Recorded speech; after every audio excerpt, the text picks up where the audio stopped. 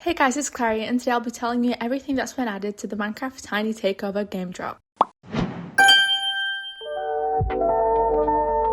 Firstly, there's a new item, a golden dandelion. It's crafted with 8 golden nuggets and 1 dandelion. It can appear in wandering trader traits. It can be used on baby mobs to pause/unpause aging, and it has visual particles as you can see. However, it cannot be used on undead mobs, baby piglins, or baby villagers. And it's also kind of decorative only, so bees will ignore it and it cannot be composted. As for the baby mob updates, there's updated textures and models for many baby mobs. Armor wearing baby mobs now have new textures, and it's also removed/changed behavior, so baby camel husk has been removed. Skeleton horse and zombie horse no longer panic when hurt, and baby skeleton horses and zombie horses no longer grow up. Regarding crafting changes, the stone cutter can now convert deep slate to cobbled, polished, bricks, tiles, and stone can turn into cobblestone variants. One of the big changes is the name tag change. There's a new crafting recipe for name tags. As you can see, you can craft it, and it's now been removed from ancient city chests, woodland mansion chests, and master librarian traits. But there's a new trade. Wandering traders may sell 1 name tag for 1 emerald, but it has 7% chance. And another change is that librarians can now trade red and yellow candles for 3 emeralds. Finally, there's some small gameplay and system changes. So Java Edition now requires Java 25, and the difficulty button has not been replaced with a quote-unquote world options menu. That does include difficulty and game rules, it just looks a little different. Overall, they've also fixed 89 bugs.